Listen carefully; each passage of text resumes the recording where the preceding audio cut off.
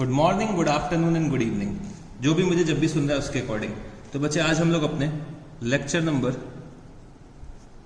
3 पे आ चुके हैं और हम लोग एडमिशन ऑफ अ पार्टनर के बारे में पढ़ रहे थे। तो लास्ट क्लास में बच्चे हम लोगों ने गुडविल का वैल्यूएशन शुरू कर दिया था। तो गुडविल के वैल्यूएशन में हम लोगों ने दो मेथड्स के बारे में पढ़ा था। एक था मेरा सिंपल एवरेज प्रॉफिट मेथड और एक था बच्चे हमारा कौन सा, वेटेड एवरेज प्रॉफिट मेथड। तो सिंपल एवरेज प्रॉफिट मेथड और बच्चे वेटेड एवरेज प्रॉफिट मेथड। तो सिंपल एवरेज प्रॉफिट मेथड के अंदर हम लोगों ने गुडविल का कैलकुलेशन सीखा था कि भाई goodwill is equal to average profit into number of years of purchase. Average profit बच्चे मेरा क्या होता था, future maintainable profit.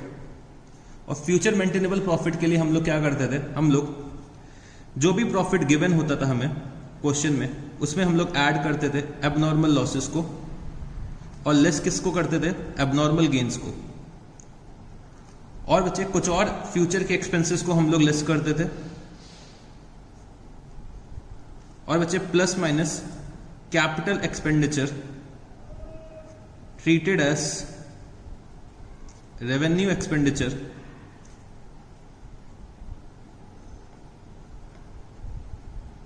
And vice versa, मतलब इसका अपोजिट।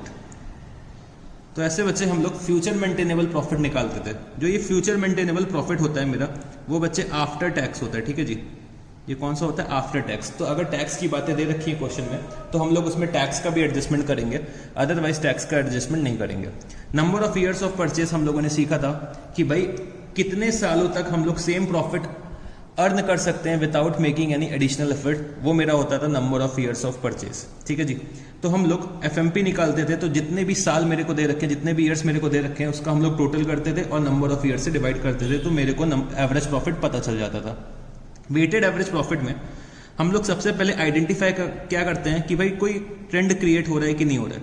ट्रेंड हो सकता है डाउन साइड हो सकता है अप साइड हो। तो अगर ट्रेंड क्रिएट हो रहा है तो मेरे को weighted average profit method apply करना है।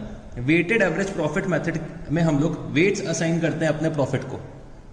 तो बच्चे वेट्स हम लोग उनके इंपॉर्टेंस के बेसिस पे असाइन करते हैं। तो जो मेरा मोस्ट रेलेवेंट ईयर होगा उसको हम लोग सबसे ज्यादा वेट्स असाइन करते थे। जो मेरा लीस्ट इंपॉर्टेंट ईयर होता है उसको हम लोग सबसे कम वेट्स असाइन करते हैं। तो हम लोगों ने पढ़ा था कि भाई goodwill is equal to weighted average profit, weighted average profit into number of years of purchase. तो goodwill is equal to weighted average profit into number of years of purchase.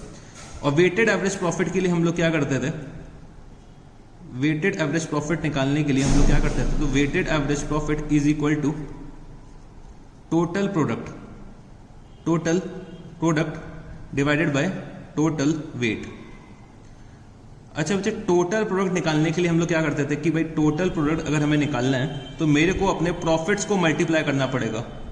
मेरे को अपने प्रॉफिट्स को मल्टीप्लाई करना पड़ेगा उनके wait से, तो मेरे को प्रोडक्ट मिलेगा। और मैं सारे ईयर्स के प्रोडक्ट को अगर ऐड करता हूं तो मेरे को टोटल प्रोडक्ट मिल जाएगा। और अगर मैं वेट्स को ऐड करता हूं तो मेरे को टोटल वेट मिल जाएगा। तो ये सब बातें हम लोगों ने लास्ट क्लास में कर रखी थी और लास्ट क्लास में हम लोगों ने बहुत सारे क्वेश्चंस भी इस चीज के डिस्कस किए थे।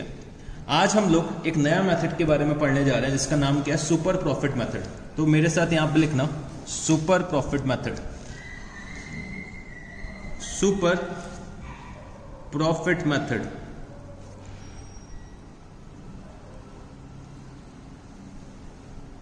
तो बच्चे ये सुपर प्रॉफिट मेथड क्या होता है, अब हमें ये समझना है। ठीक है जी, ये एक और मेथड होता है गुडविल के वैल्यूएशन का।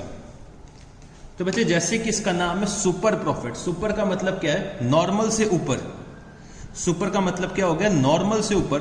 तो सुपर प्रॉफिट मेथड हमारा क्या होता है, excess of average profit over normal profit. हम लोग बोलते क्या है, super profit. Excess of average profit over normal profit. Super का मतलब ही क्या हो गया, नॉर्मल से ऊपर, मतलब excess of average profit over normal profit. तो इसको हम लोग बोलते हैं सुपर प्रॉफिट। तो अगर सुपर प्रॉफिट को मैं लिखना चाहूं तो मैं कैसे लिख सकता हूं, super profit is equal to average profit minus normal profit minus normal profit. तो सुपर प्रॉफिट बच्चे मेरा क्या होता है, average profit minus normal profit. और अगर मेरे को यहां पे गुडविल का वैल्यूएशन करना है सुपर प्रॉफिट मेथड से, तो goodwill is equal to super profit into number of years of purchase, number of years of purchase. तो गुडविल मेरा क्या होता है, super profit into number of years of purchase. तो बच्चे एवरेज प्रॉफिट मेरा वही प्रॉफिट होता था जो अभी तक हम लोगों ने सिंपल एवरेज प्रॉफिट मेथड में पढ़ रखा था। तो एवरेज प्रॉफिट तो बच्चे हम लोग सेम तरीके से कैलकुलेट करेंगे, हमें और कुछ इसके बारे में डिस्कशन नहीं करना है। बट बच्चे मेरे को अभी नॉर्मल प्रॉफिट के बारे में आप लोगों से डिस्कशन करना है। एवरेज प्रॉफिट तो एज इट इज सेम है जो हम लोगों ने सिंपल एवरेज प्रॉफिट मेथड में पढ़ रखा है। तो एवरेज प्रॉफिट के लिए मैं यहां पर लिख देता हूं, एवरेज प्रॉफिट ऑलरेडी डिस्कस्ड।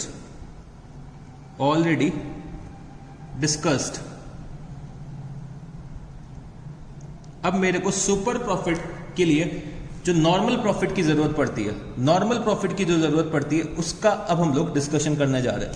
तो मेरे साथ यहां पे लिखना नॉर्मल प्रॉफिट, कि भाई ये नॉर्मल प्रॉफिट क्या होता है। नॉर्मल प्रॉफिट, तो बच्चे समझने की कोशिश करो। मैं एक कोई पर्टिकुलर इंडस्ट्री में काम कर रहा हूं, ठीक है जी। मैं फॉर एग्जांपल मैं आईटी इंडस्ट्री पे काम करता हूं, ठीक है, आईटी इंडस्ट्री में काम कर रहा हूं या फिर कोई भी इंडस्ट्री में काम कर रहा हूं, ठीक है। जस्ट फॉर एन एग्जांपल है कि भाई मैंने आईटी इंडस्ट्री में एक इन्वेस्टमेंट करा, फॉर एग्जांपल 5 लाख रुपीज का। मैंने आईटी इंडस्ट्री में एक इन्वेस्टमेंट करा 5 लाख रुपीज का, और मेरे को ये पता है कि भाई अगर मैं 5 लाख रुपीस अपने आईटी की इंडस्ट्री में इन्वेस्ट करूंगा तो मेरे को नॉर्मल रिटर्न जो मिलेगा वो 10% का मिल ही जाएगा। मतलब अगर मैं आईटी इंडस्ट्री में इन्वेस्ट करता हूं तो मेरे को 10% का तो रिटर्न मिलना ही मिलना है। ये बच्चे हर एक इंडस्ट्री का बंदा, मतलब जो भी आईटी इंडस्ट्री का बंदा होगा, जो भी इंडस्ट्री होगी आईटी इंडस्ट्री की, मतलब आईटी इंडस्ट्री में जितनी भी कंपनीज होंगी उनको ये पता है कि भाई अगर मैं जितना भी इन्वेस्ट करूंगा उसका 10% मेरे को रिटर्न मिलेगा। तो बच्चे ये मेरा क्या हो गया, नॉर्मल प्रॉफिट हो गया। मतलब मैं इतना मिनिमम अर्न करूंगा ही। अगर मैं 5 लाख का इन्वेस्टमेंट कर रहा हूं तो मेरे को 10% का रिटर्न मिलेगा ही मिलेगा। मतलब ये एक पर्टिकुलर इंडस्ट्री का क्या है, नॉर्मल रिटर्न है। ये क्या है, नॉर्मल रिटर्न है। तो मैं इसको क्या बोल सकता हूं, normal rate of return, normal rate of return. अगर मैं किसी भी एक पर्टिकुलर इंडस्ट्री में इन्वेस्ट करूंगा तो मेरे को इतना रिटर्न तो मिलना ही मिलना है, इतना तो मैं कमा ही लूंगा। ये मेरा क्या हो गया, नॉर्मल प्रॉफिट। मतलब 5 लाख का अगर मैं 10% निकालता हूं तो मतलब मैं 50,000 रुपीज का प्रॉफिट तो अर्न कर ही लूंगा अगर मैं आईटी इंडस्ट्री में इन्वेस्ट करता हूं, ठीक है जी। अगर मैं किसी और भी इंडस्ट्री में इन्वेस्ट करता हूं, फॉर एग्जाम्पल मैंने सीमेंट इंडस्ट्री में इन्वेस्ट करा 10 लाख रुपीज, तो मेरे को पता है कि मैं वहां से मिनिमम 5% तो अर्न कर ही लूंगा। मैं वहां से 5% का रिटर्न तो निकाल लूंगा। तो ये मेरा क्या हो जाएगा, नॉर्मल रेट ऑफ रिटर्न। मतलब मैं मिनिमम इतना अर्न करूंगा ही करूंगा, ये मेरे नॉर्मल प्रॉफिट्स हैं। अगर उस इंडस्ट्री में कोई और बंदा भी इन्वेस्ट करेगा, अगर उस इंडस्ट्री में कोई और बंदा भी इन्वेस्ट करेगा तो बच्चे वो भी 5% तो अर्न कर ही लेगा और मैं भी अर्न कर लूंगा। तो ये मेरे क्या हो गए, नॉर्मल प्रॉफिट्स हो गए। मतलब 10 लाख का 5% अगर मैं निकालता हूं तो ये कितना आ जाएगा, 10 लाख का अगर मैं 5% निकालूंगा तो ये आ जाएगा 50,000 रुपीज। तो 50,000 रुपीज मेरा क्या हो गया, नॉर्मल प्रॉफिट। इसका मतलब क्या हो गया, अगर मैं किसी पर्टिकुलर इंडस्ट्री में इन्वेस्ट करूंगा तो मेरे को इतना मिनिमम रिटर्न तो मिलना ही मिलना है। और बच्चे अगर कोई और बंदा भी इस इंडस्ट्री में इन्वेस्ट करता है तो उसको भी ये रिटर्न मिल जाएगा। तो इसको हम लोग क्या बोलते हैं, नॉर्मल प्रॉफिट। तो नॉर्मल प्रॉफिट मेरा क्या होता है, normal profit, normal profit is equal to average capital employed, average capital employed into normal rate of return, into normal rate of return, average capital employed into normal rate of return। फिर बच्चे capital employed क्या होता है, तो capital employed मतलब हम लोग कितना पैसा इन्वेस्ट कर रहे हैं बिजनेस में, कैपिटल एम्प्लॉयड का मतलब क्या हो गया, हम लोग कितना पैसा इन्वेस्ट कर रहे हैं बिजनेस कैरी ऑन करने के लिए, उसको हम लोग बोल देते हैं कैपिटल एम्प्लॉयड। जैसे कि हम लोगों ने 10 लाख का इन्वेस्टमेंट करा है तो वो मेरा क्या हो गया, कैपिटल एम्प्लॉयड। तो कैपिटल एम्प्लॉयड के बारे में यहां पे मेरे साथ लिखना, capital employed, capital employed means capital invested in the firm to carry on the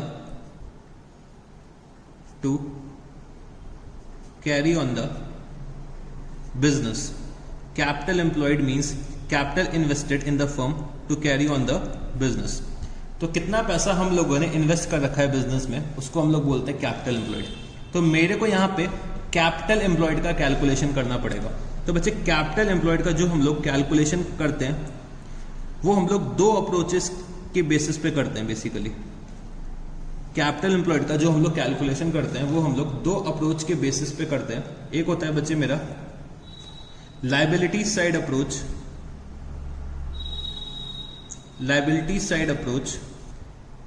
और एक होता है बच्चे मेरा एसेट साइड अप्रोच। जो हम लोग कैपिटल एम्प्लॉयड का कैलकुलेशन करते हैं वो हम लोग दो अप्रोचेस के बेसिस पे करते हैं। एक होता है मेरा लायबिलिटी साइड अप्रोच, दूसरा होता है मेरा एसेट साइड अप्रोच। तो पहले हमें कैपिटल एम्प्लॉयड का कैलकुलेशन सीखना है लायबिलिटी साइड अप्रोच से। तो लायबिलिटी साइड अप्रोच के अकॉर्डिंग कैपिटल एम्प्लॉयड क्या होता है ये मेरे साथ यहां पे लिखना। तो सबसे पहले हम लोग लिखते हैं कैपिटल, जो हम लोगों ने कैपिटल अपने फर्म में इन्वेस्ट कर रखा है। इसमें बच्चे हम लोग ऐड कर देंगे अपने फर्म्स के रिजर्व्स, जो हम लोगों ने इतने सालों में प्रॉफिट कमा रखा है, इतने सारे रिजर्व्स इकट्ठा कर रखे हैं, उन सबको मैं इसमें क्या करूंगा, ऐड करूंगा। तो कैपिटल प्लस रिजर्व्स। फिर इसमें से मैं क्या लेस कर दूंगा, गुडविल। तो बच्चे अगर कोई गुडविल एग्जिस्ट कर रही होगी हमारे बैलेंस शीट में, तो अगर गुडविल हमारे बैलेंस शीट में आ रही है तो इसको मेरे को क्या करना पड़ेगा, लेस करना पड़ेगा for the purpose of calculation of capital employed. तो गुडविल अगर हमारी बैलेंस शीट में आ रही है, हमारे बुक्स ऑफ अकाउंट्स में आ रही है, तो हमें इसको क्या करना पड़ेगा, लेस करना पड़ेगा। फिर बच्चे फिक्शिशियस एसेट्स, जो हमारे बिजनेस के फिक्शिशियस एसेट्स होते हैं उसको भी मेरे को लेस करना पड़ेगा। तो बच्चे फिक्शिशियस एसेट्स मेरे वो एसेट्स होते हैं जिनकी एक्चुअली में कोई वैल्यू नहीं होती है, वो just because of their debit balance हम लोग अपने बैलेंस शीट में शो करते हैं ऑन द एसेट साइड। ठीक है जी, तो वो मेरे फिक्शिशियस एसेट्स को भी मेरे को यहाँ पे लेस करना पड़ेगा। और साथ ही साथ मेरे को यहाँ पे अपने नॉन ट्रेड इन्वेस्टमेंट्स को भी लेस करना पड़ेगा। नॉन ट्रेड इन्वेस्टमेंट्स को भी मेरे को यहाँ पे लेस करना पड़ेगा। तो मेरे को क्या मिल जाएगा, मेरे को अपना कैपिटल एम्प्लॉयड मिल जाएगा। तो मैं यहाँ पे क्या लिख सकता हूँ, जो ये मेरी वैल्यू निकल के आएगी ये हो जाएगी कैपिटल एम्प्लॉयड। तो हम लोगों ने जो ये कैपिटल एम्प्लॉयड कैलकुलेट करा है वो बच्चे हम लोगों ने लायबिलिटी साइड अप्रोच से कैलकुलेट करा है। तो लायबिलिटी साइड अप्रोच के लिए हम लोगों को कैपिटल ऐड करना पड़ेगा, रिजर्व्स ऐड करना पड़ेगा। गुडविल अगर हमारी बुक्स में अपेयर हो रही है, हमारे बैलेंस शीट में अपेयर हो रही है, तो हमें लेस करना पड़ेगा। फिक्शिशियस एसेट जो मेरे बिजनेस के होंगे वो भी मेरे को लेस करने पड़ेंगे। और साथ ही साथ मेरे को नॉन ट्रेड इन्वेस्टमेंट भी क्या करना पड़ेगा, लेस करना पड़ेगा। तो हो सकता है कभी कभी क्वेश्चन में आपको ट्रेड इन्वेस्टमेंट्स दे दी जाए, तो आपको आइडेंटिफाई करना है कि भाई मेरी नॉन ट्रेड इन्वेस्टमेंट्स कौन सी हैं, वही मेरे को लेस करनी है। आप लोगों को एग्जामिनर कंफ्यूज करेगा इन्वेस्टमेंट्स के नाम से। तो बच्चे हम लोगों को सिर्फ और सिर्फ नॉन ट्रेड इन्वेस्टमेंट्स को क्या करना है, लेस करना है। ठीक है जी, तो अभी मैं इन्वेस्टमेंट्स की और बातें करूंगा, उसके लिए अभी आप परेशान मत हो। फिर अब हम लोग आते हैं अपने एसेट साइड अप्रोच पे। तो बच्चे as per the asset side approach, इसमें हम लोग क्या करते हैं, हम लोग टोटल ले लेते हैं एसेट्स का, मतलब total of all assets, total of all assets हम लोग ले लेते हैं। इसमें से हम लोग लेस क्या कर देंगे, अपनी आउटसाइड लायबिलिटीज, आउटसाइड लायबिलिटीज को हम लोग इसमें से लेस कर देंगे। और बच्चे हम लोग अपने फिक्शिशियस एसेट्स को लेस कर देंगे। अगर हमारे फर्म में कोई गुडविल अपेयर हो रही है, मतलब हमारे बुक्स में अगर गुडविल अपेयर हो रही है बैलेंस शीट में या फिर बुक्स ऑफ अकाउंट्स में, वो भी हम लोग इसमें से लेस कर देंगे। और बच्चे जो हमारे नॉन ट्रेड इन्वेस्टमेंट्स हैं, नॉन ट्रेड इन्वेस्टमेंट्स हैं, वो भी हम लोग इसमें से लेस कर देंगे। तो मेरे को क्या पता चल जाएगा, मेरे को मेरा कैपिटल एम्प्लॉयड पता चल जाएगा। कैपिटल एम्प्लॉयड मेरा निकल के आ जाएगा यहाँ पे। तो अगर मैं टोटल ऑफ ऑल एसेट्स में से आउटसाइड लायबिलिटीज लेस कर दूं, गुडविल लेस कर दूं, अगर वो बुक्स ऑफ अकाउंट्स में अपेयर हो रही है, हमारी बैलेंस शीट में अपेयर हो रही है, तो फिर बच्चे हम लोगों को अपने फिक्शियस एसेट्स को लेस करना है, नॉन ट्रेड इन्वेस्टमेंट्स को लेस करना है। तो अगर मैं दोनों अप्रोचेस को कंपेयर करूं तो बस बच्चे चेंजेस कितने हैं कि यहाँ पे कैपिटल और रिजर्व्स की बातें हो रही है, यहाँ पे total assets minus outside liabilities की बातें हो रही हैं। और बच्चे ये चीज तो कॉमन है कि मेरे को दोनों ही अप्रोचेस में गुडविल को लेस करना है अगर बुक्स ऑफ अकाउंट्स में अपेयर हो रही है, फिक्शियस एसेट्स को लेस करना है अगर बुक्स ऑफ अकाउंट्स में अपेयर हो रहा है, और नॉन ट्रेड इन्वेस्टमेंट्स को भी लेस करना है अगर बुक्स ऑफ अकाउंट्स में अपेयर हो रहा है। तो ये बच्चे हम लोगों को कैपिटल एम्प्लॉयड का कैलकुलेशन ऐसे करना पड़ेगा। तो क्वेश्चन में कभी कभी आप लोगों को लायबिलिटी साइड अप्रोच से करना पड़ेगा, कभी कभी आप लोगों को एसेट साइड अप्रोच से करना पड़ेगा, जैसी इंफॉर्मेशन क्वेश्चन में प्रोवाइड कर रखी है।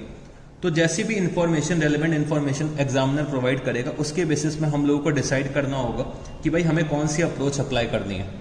तो कभी कभी मेरे को लायबिलिटी साइड अप्रोच अप्लाई करनी पड़ेगी, कभी कभी मेरे को एसेट साइड अप्रोच भी अप्लाई करनी पड़ेगी। तो मेरे को ये दोनों अप्रोचेस आनी चाहिए, ठीक है जी। अब बच्चे दिक्कत कहाँ पे पड़ती है कि भाई जो ये इन्वेस्टमेंट्स हैं, तो कभी कभी क्वेश्चन में आपको ये दे दिया जाएगा कि भाई इन्वेस्टमेंट्स हमारी इतनी है। अब हमें ये नहीं पता है कि भाई मेरी ये इन्वेस्टमेंट जो है वो ट्रेड इन्वेस्टमेंट है कि नॉन ट्रेड इन्वेस्टमेंट है।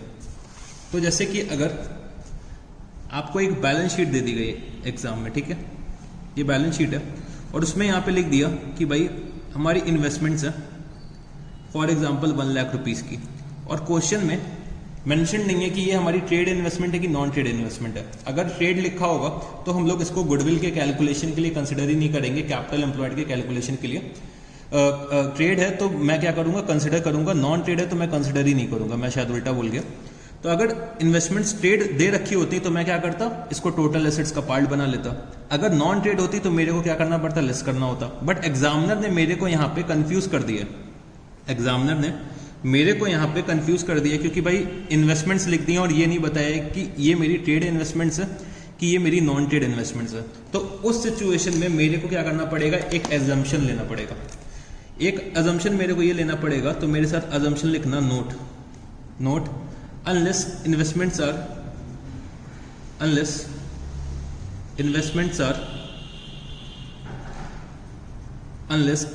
Are specified,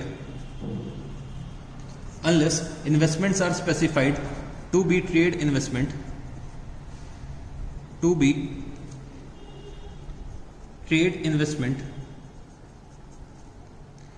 they are taken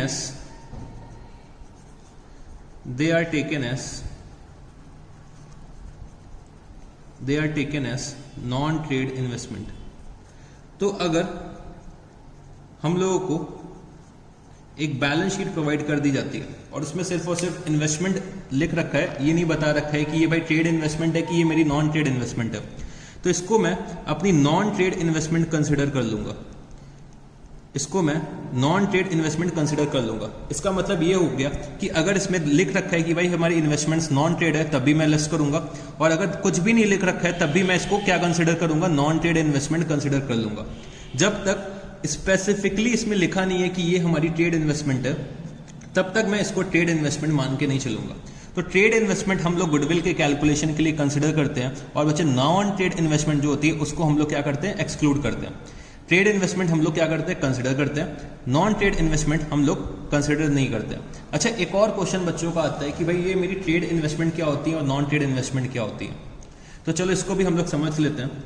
तो चलो यहाँ पे लिखना इन्वेस्टमेंट्स। तो इन्वेस्टमेंट्स बच्चे मेरी दो तरीके की हो गई, एक हो गई ट्रेड, एक हो गई नॉन ट्रेड। ट्रेड इन्वेस्टमेंट्स और बच्चे नॉन ट्रेड इन्वेस्टमेंट। तो बच्चे ट्रेड इन्वेस्टमेंट्स हमारी वो इन्वेस्टमेंट्स होती हैं जो हम लोग दूसरे एंटरप्राइजेस में करते हैं for the purpose of furtherance of our own business. मतलब हम अपने बिजनेस को इंक्रीज करने के लिए जो अदर एंटरप्राइजेस में इन्वेस्टमेंट करते हैं उसको हम लोग बोलते हैं ट्रेड इन्वेस्टमेंट। और बच्चे नॉन ट्रेड इन्वेस्टमेंट मेरी वो इन्वेस्टमेंट होती है जो हम लोग इन्वेस्ट करते हैं for the purpose of earning interest या फिर डिविडेंड, मतलब कुछ ना कुछ रेवेन्यू कमाने के लिए जो हम लोग इन्वेस्टमेंट करते हैं वो मेरी नॉन ट्रेड इन्वेस्टमेंट होती है। और बच्चे ट्रेड इन्वेस्टमेंट हम लोग अपने बिजनेस को एक्सपैंड करने के लिए करते हैं, तो उसको हम लोग बोलते हैं अपना ट्रेड इन्वेस्टमेंट। तो चाहो तो मेरे साथ यहाँ पे आप लोग लिख लो कि जो हमारी ट्रेड इन्वेस्टमेंट होती है वो क्या होती है। तो trade investment are those investment that are made in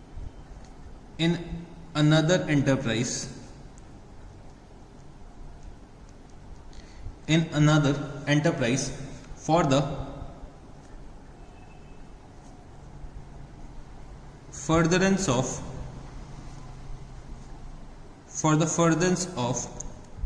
for the furtherance of own business। तो trade investments are those investments that are made in another enterprise for the furtherance of own business. और बच्चे non trade investment मेरी वो investment होती हैं, तो non trade investments are those investments that are made to earn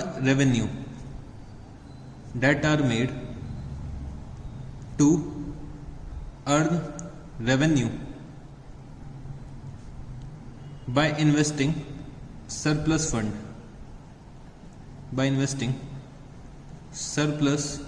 fund तो बच्चे trade investments को हम लोग कंसिडर करते हैं for the purpose of calculation of capital employed. तो यहां पे लिख लो considered for the purpose of calculation of capital employed. और बच्चे इसके बारे में हम लोग क्या लिख सकते हैं, excluded from the calculation of capital employed. ठीक है जी। और अगर मेरे को बैलेंस शीट में इन्वेस्टमेंट दे रखा है, ये स्पेसिफाइड नहीं है कि ये मेरी ट्रेड इन्वेस्टमेंट है कि नॉन ट्रेड इन्वेस्टमेंट है, तो उसको बच्चे हम लोग अजम्पशन लेके ये कंसिडर करेंगे कि ये हमारी क्या है, नॉन ट्रेड इन्वेस्टमेंट है, और बच्चे मेरे को इसको एक्सक्लूड करना पड़ेगा। तो ये हो गई बच्चे बातें इन्वेस्टमेंट की, मतलब ट्रेड इन्वेस्टमेंट की और नॉन ट्रेड इन्वेस्टमेंट की। तो हम लोग गुडविल का वैल्यूएशन कर रहे थे सुपर प्रॉफिट मेथड से। तो सुपर प्रॉफिट मेथड से हम लोगों ने ये सीखा था कि भाई सुपर प्रॉफिट निकालने के लिए मेरे को एवरेज प्रॉफिट में से लेस क्या करना पड़ेगा, नॉर्मल प्रॉफिट। तो नॉर्मल प्रॉफिट हम लोगों ने निकालने के लिए सीखा था कि भाई average capital employed into normal rate of return. तो कैपिटल एम्प्लॉयड तो बच्चे मैंने निकालना यहाँ पे सीख लिया कि भाई कैपिटल एम्प्लॉयड हम लोग कैसे निकालेंगे। तो हम लोग या तो लायबिलिटी साइड अप्रोच यूज करेंगे या फिर एसेट साइड अप्रोच यूज करेंगे। तो मेरे को अपना कैपिटल एम्प्लॉयड मिल जाएगा। बट यहाँ पे बातें क्या हो रही है, एवरेज कैपिटल एम्प्लॉयड की। तो अगर एवरेज कैपिटल एम्प्लॉयड की अगर मैं बात करूं तो मेरे को क्वेश्चन में दे रखा होगा कि भाई ओपनिंग कैपिटल एम्प्लॉयड कितना है और क्लोजिंग कैपिटल एम्प्लॉयड कितना है। तो मेरे से या तो वर्कआउट कराएगा कि भाई मेरे को 2015 का भी कैपिटल एम्प्लॉयड निकालने के लिए बोल दिया, 2016 का भी कैपिटल एम्प्लॉयड निकालने के लिए बोल दिया। तो एवरेज के लिए मैं क्या करूंगा, 2015 का जो आया है और 2016 का जो आया है दोनों का मैं एवरेज निकाल दूंगा। तो इसको मैं कैसे लिख सकता हूं, opening capital employed plus closing capital employed divided by 2। Opening capital employed plus closing capital employed divided by 2 मेरे को क्या मिल जाएगा, एवरेज कैपिटल एम्प्लॉयड। तो बहुत से क्वेश्चंस में आप लोगों को सिर्फ और सिर्फ कैपिटल एम्प्लॉयड के कैलकुलेशन से काम चल जाएगा। बहुत से क्वेश्चंस में आपका सिर्फ और सिर्फ कैपिटल एम्प्लॉयड के कैलकुलेशन से काम चल जाएगा, क्योंकि मेरे को मल्टीपल ईयर्स का डाटा नहीं दे रखा होगा। अगर मल्टीपल ईयर्स का डाटा दे रखा है तो मेरे को एवरेज कैपिटल एम्प्लॉयड निकालना पड़ेगा। एवरेज कैपिटल एम्प्लॉयड निकालने का बच्चे एक और फॉर्मूला होता है जो मैं आपको लिखवा दे रहा हूं, बट आपको ये यूज नहीं करना पड़ेगा। आप लोग जो क्लास 12 के बच्चे हैं या फिर सीए फाउंडेशन के बच्चे हैं तो उनको जनरली ये फॉर्मूला यूज नहीं करना पड़ता है, बट बाय चांस कभी यूज करना पड़ गया तो आप लोग ये फॉर्मूला यूज कर सकते हैं। Closing capital employed minus 1/2 profit after tax. Closing capital employed minus half of profit after tax अगर मैं लेस कर दूंगा तो मेरे को एवरेज कैपिटल एम्प्लॉयड मिल जाएगा। बट अगर आप क्लास 12 के बच्चे हैं तो आप लोगों के लिए ये फॉर्मूला रेलेवेंट नहीं है, क्योंकि आपके लेवल पे ये फॉर्मूला अप्लाई नहीं होता है। ये बच्चे उन लोगों के लिए फॉर्मूला है जो बीकॉम थर्ड ईयर के स्टूडेंट्स होते हैं या फिर सीए इंटरमीडिएट लेवल के स्टूडेंट्स होते हैं, तो वो लोग ये फॉर्मूला अप्लाई करके एवरेज कैपिटल एम्प्लॉयड निकालते हैं। आप लोगों को बेसिकली ये वाला फॉर्मूला यूज करना पड़ेगा। तो 12 के बच्चों के लिए या फिर सीए फाउंडेशन के बच्चों के लिए ये फॉर्मूला ज्यादा रेलेवेंट है। फिर भी आप लोग ये लिख लो कि कभी शायद आपको फ्यूचर में इसका यूज करना पड़े, तो ऐसा कुछ हम लोगों को सर ने पढ़ा रखा है। ठीक है जी। तो जनरली आपका इतने से ही काम हो जाएगा। आपके क्वेश्चन जो होंगे वो बच्चे यही फॉर्मूले से सॉल्व हो जाएंगे। कभी कभी बस आपको ये वाला फॉर्मूला अप्लाई करना पड़ेगा, और बहुत ही रेयर केस में ये वाला फॉर्मूला अप्लाई करना पड़ेगा for the purpose of calculation of average capital employed. तो मेरे को एवरेज कैपिटल एम्प्लॉयड मिल जाएगा। अच्छा बच्चे, नॉर्मल रेट ऑफ रिटर्न मेरे को हमेशा क्वेश्चन में दे रखा होगा। तो नॉर्मल रेट ऑफ रिटर्न बच्चे मेरे इंडस्ट्री का रेट ऑफ रिटर्न होता है, जो हम लोग एक नॉर्मली अर्न करेंगे अगर मैं उस इंडस्ट्री में इन्वेस्टमेंट करता हूं। तो नॉर्मल रेट ऑफ रिटर्न हमेशा मेरे को क्वेश्चन में दे रखा होगा। तो नॉर्मल रेट ऑफ रिटर्न का मतलब क्या हो गया, अगर मैं किसी एक स्पेसिफिक इंडस्ट्री में इन्वेस्ट करता हूं तो उस इंडस्ट्री का कुछ ना कुछ एक नॉर्मल रेट ऑफ रिटर्न होता है। तो उस नॉर्मल रेट ऑफ रिटर्न को हम लोग मल्टीप्लाई किससे करते हैं, अपने एवरेज कैपिटल एम्प्लॉयड से। तो मेरे को क्या मिलता है, नॉर्मल प्रॉफिट। तो सुपर प्रॉफिट का बच्चे मतलब क्या था, सुपर प्रॉफिट जो हमारा होता था, तो super profit is equal to average profit minus normal profit. तो सुपर प्रॉफिट क्या बोलता है कि भाई जो नॉर्मल प्रॉफिट के ऊपर उसको हम लोग बोलते हैं सुपर प्रॉफिट। तो भाई हम लोगों ने क्या करा, एवरेज प्रॉफिट निकाल दिया, उसमें से नॉर्मल प्रॉफिट लेस कर दिया। मतलब बच्चे नॉर्मल प्रॉफिट का मतलब ये है कि अगर मैं उस इंडस्ट्री में इन्वेस्ट करता हूं तो मेरे को इतना मिनिमम रिटर्न मिलेगा। अगर मैं इन्वेस्ट करूंगा तो मेरे को भी मिलेगा, कोई और बंदा इन्वेस्ट करेगा उसको भी मिलेगा। तो भाई इसमें मेरी गुडविल क्या है, तो जो भी मैं एवरेज प्रॉफिट कमा रहा हूं, मतलब जो भी मैं एक्सेस कमा रहा हूं नॉर्मल प्रॉफिट के ऊपर, वो मेरा क्या सुपर प्रॉफिट है। भाई नॉर्मल प्रॉफिट मैं अगर 100 रुपए कमा रहा हूं, तो अगर मैं 1000 रुपए का इन्वेस्टमेंट करता हूं तो मैं भी 100 रुपए कमा रहा हूं, एक और बंदा 100 रुपए कमा रहा है, तो मेरी उसमें गुडविल क्या है। जो मैं 100 रुपए के ऊपर एक्सेस कमाऊंगा वही तो मेरी गुडविल होगी, वही तो मेरा सुपर प्रॉफिट होगा। तो फॉर एग्जाम्पल मेरा एवरेज प्रॉफिट निकल के आ रहा है, मेरा एवरेज प्रॉफिट जो हम लोगों ने कैलकुलेट करा है, जो मेरा एक्चुअल प्रॉफिट है, एवरेज प्रॉफिट मेरा क्या हो गया, एक तरीके से एक्चुअल प्रॉफिट हो गया जो हम लोगों ने कमाया। और ये बच्चे नॉर्मल प्रॉफिट मेरा क्या है, इंडस्ट्री का प्रॉफिट है। तो इस हम लोग बोल सकते हैं इंडस्ट्री का प्रॉफिट या फिर नॉर्मल प्रॉफिट। तो जो हम लोगों ने एक्चुअली कमाया, तो अगर हम लोग एक्सेस कमा रहे हैं इंडस्ट्री के प्रॉफिट से, अगर हम लोग एक्सेस कमा रहे हैं इंडस्ट्री के प्रॉफिट से, वही तो मेरा क्या हो जाएगा, गुडविल हो जाएगा। अगर हमारी गुडविल नहीं होगी मार्केट में तो हम लोग एक्सेस कैसे कमा सकते हैं। तो हमारा सुपर प्रॉफिट मेथड क्या कहता है कि जो भी हमारा एक्सेस होगा एवरेज प्रॉफिट का, जो भी हमारा एक्सेस होगा नॉर्मल प्रॉफिट के ऊपर, मतलब excess of average profit over normal profit, वो मेरा क्या होना चाहिए, गुडविल होना चाहिए। तो हम लोग इसको सुपर प्रॉफिट को मल्टीप्लाई किससे कर देंगे, number of years of purchase से मल्टीप्लाई कर देंगे। तो मेरे को अपना गुडविल का वैल्यू मिल जाएगा, मेरे को अपना गुडविल की वैल्यू मिल जाएगी। तो ये मेरी हो गई गुडविल का कैलकुलेशन बच्चे। तो ये हमारा होता है सुपर प्रॉफिट मेथड।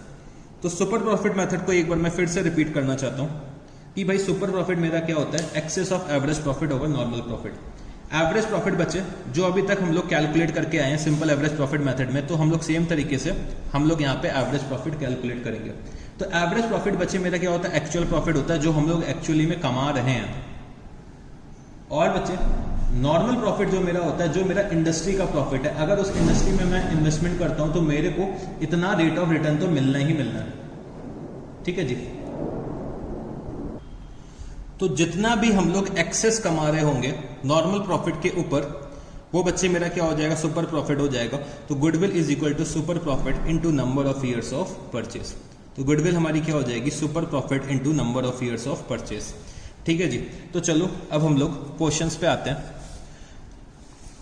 तो क्वेश्चंस पे आने के लिए आप लोग क्वेश्चन बैंक अपना ओपन करिएगा। तो बच्चे क्वेश्चन नंबर 26। तो क्वेश्चन नंबर 26 में क्या दे रखा है, Gupta and boss had a firm in which they had invested ₹50,000. On an average the profits were ₹16,000. The normal rate of return in the industry is 15%. Goodwill is to be valued at 4 years purchase of profits in excess of profits at the rate of 15% on the money invested. Value the goodwill. तो मेरे को यहाँ पे goodwill का जो valuation करना है वो बच्चे सुपर प्रॉफिट मेथड से करना है। तो चलो मेरे को यहाँ पे कैपिटल एम्प्लॉयड दे रखा हुआ है ₹50,000, मेरे को एवरेज प्रॉफिट्स भी दे रखे हुए हैं कितना 16,000 रुपीज, मेरे को नॉर्मल रेट ऑफ रिटर्न भी दे रखा हुआ है कितना 15%। और गुडविल को जो हमें वैल्यू करना है वो बच्चे 4 इयर्स परचेज पे वैल्यू करना है। तो चलो इस क्वेश्चन को अब हम लोग सॉल्व करते हैं। तो मेरे को यहाँ पे गुडविल का वैल्यूएशन करना है, तो यहाँ पे लिखना क्वेश्चन नंबर 26, कैलकुलेशन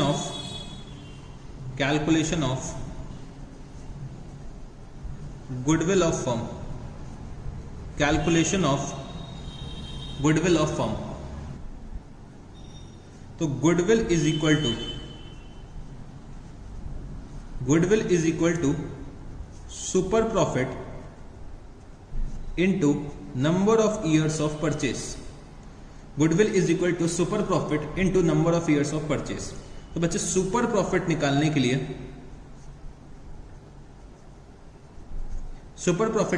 लिए हमें क्या फॉर्मूला लगाना पड़ेगा, average profit minus normal profit. Average profit मेरे को दे रखा हुआ है 16,000 रुपीज का, नॉर्मल प्रॉफिट जो मेरे को कैलकुलेट करना पड़ेगा, तो नॉर्मल प्रॉफिट हमें कैसे निकालना है, कैपिटल एम्प्लॉयड, तो average capital employed into normal rate of return, तो नॉर्मल रेट ऑफ रिटर्न कितना है 15%। तो 16,000 माइनस 7,500, तो नॉर्मल प्रॉफिट मेरा कितना है 7,500 का है, और हम लोगों ने एक्चुअली में कमाया कितना है 16,000, तो हम लोगों ने एक्सेस कितना कमाया 8,500 रुपीज। तो ये मेरा क्या आ गया, सुपर प्रॉफिट आ गया। मैंने यहाँ पे सुपर प्रॉफिट लिखा 8,500, और मेरे को number of years of purchase दे रखा है 4 इयर्स। तो मेरी गुडविल की वैल्यू क्या आ जाएगी, तो गुडविल की वैल्यू आ जाएगी 8,500 इंटू 4, तो गुडविल की वैल्यू आ रही है 34,000 रुपीज। गुडविल की वैल्यू कितनी आ जाएगी 34,000 रुपीज। तो बच्चे हम लोगों ने यहाँ पे क्वेश्चन नंबर 26 सॉल्व कर लिए। अब हम लोग आते हैं क्वेश्चन नंबर 28 पे। तो क्या दे रखा हुआ है, the average net profit expected in future by XYZ firm is ₹36,000 per year. Average capital employed in the business by the firm is ₹2 lakh.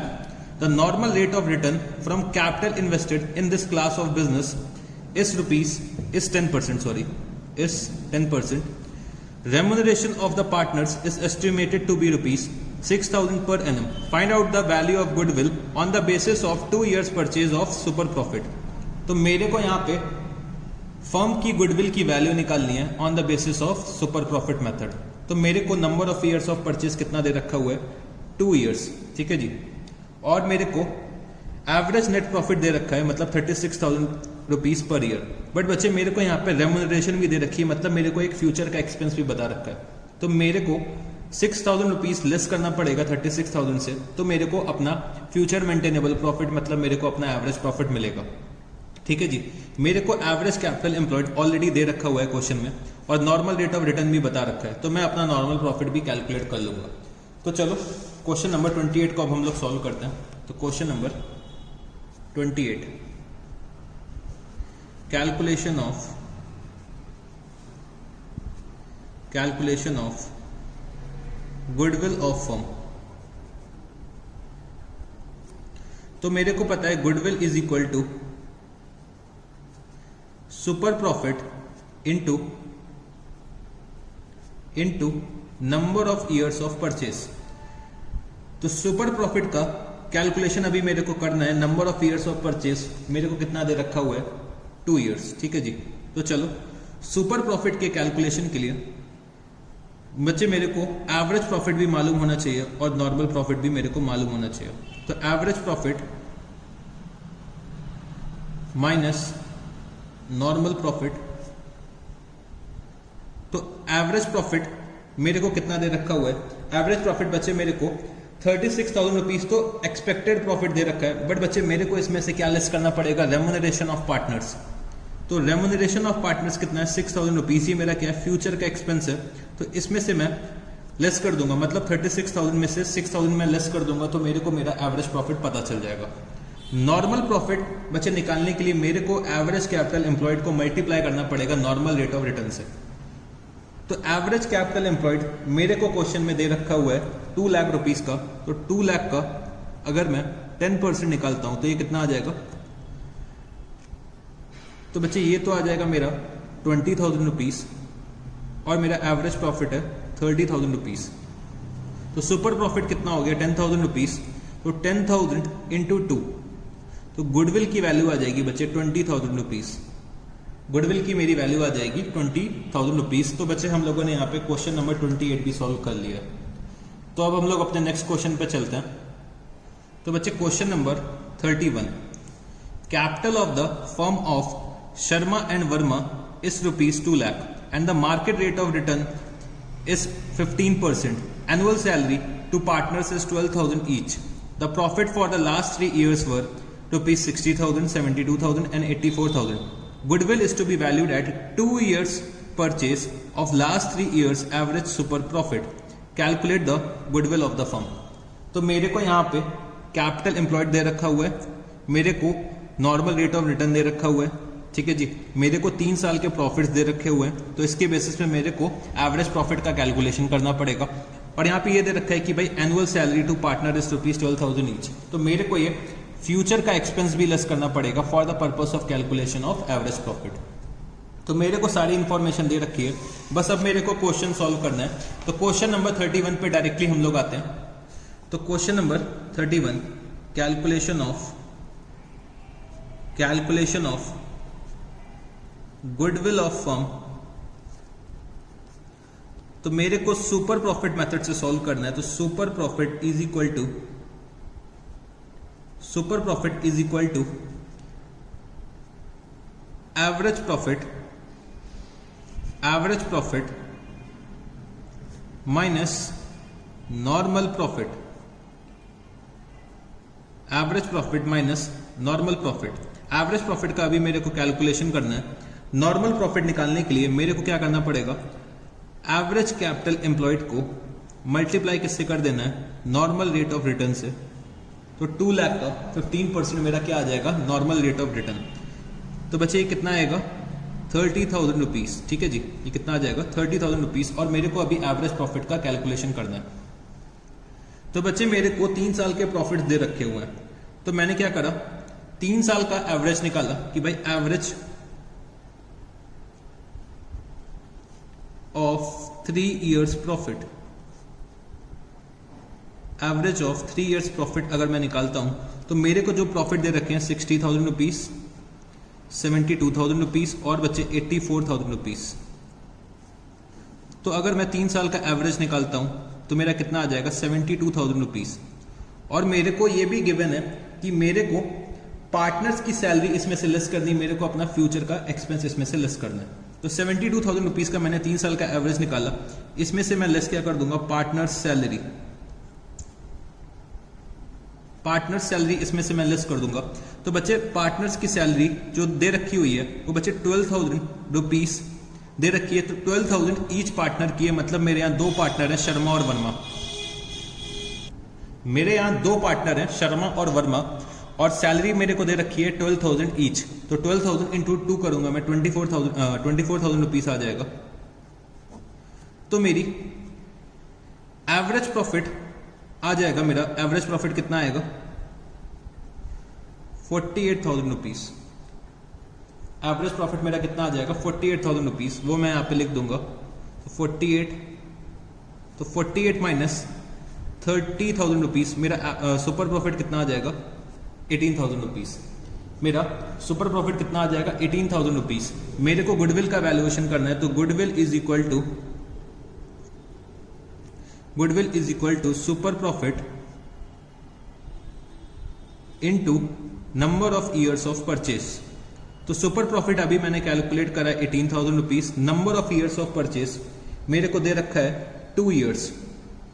तो मेरी गुडविल की वैल्यू आ जाएगी 36,000 रुपीज। गुडविल की वैल्यू आ जाएगी 36,000 रुपीज। तो बच्चे हम लोगों ने यहाँ पे क्वेश्चन नंबर 31 भी सॉल्व कर दिया। तो बच्चे अब क्वेश्चन नंबर 33 पे हम लोग आते हैं। क्वेश्चन नंबर 33 तो क्या दे रखा हुआ है, on 1st April 2018 an existing firm had assets of ₹75,000 including cash of ₹5,000. Its creditors amounted to ₹5,000 on that date. The firm had a reserve of ₹10,000 while partners capital account showed a balance of ₹60,000. If normal rate of return is 20% and goodwill of the firm is valued at rupees 24,000 at 4 years purchase of super profit, find average profit per year of the existing firm. तो मेरे को यहाँ पे goodwill की value दे रखी है, मेरे को नॉर्मल रेट ऑफ रिटर्न भी बता दिया है, कैपिटल एम्प्लॉयड कैलकुलेट करने के लिए मेरे को कुछ इंफॉर्मेशन दे रखी है, और मेरे से क्वेश्चन में क्या पूछ रखा है कि भाई हमें एवरेज प्रॉफिट निकाल के दिखा दो। तो चलो अब हम लोग इस क्वेश्चन को भी सॉल्व करते हैं। तो क्वेश्चन नंबर 33, क्वेश्चन नंबर 33, तो मैंने यहां पे क्या लिखा, calculation of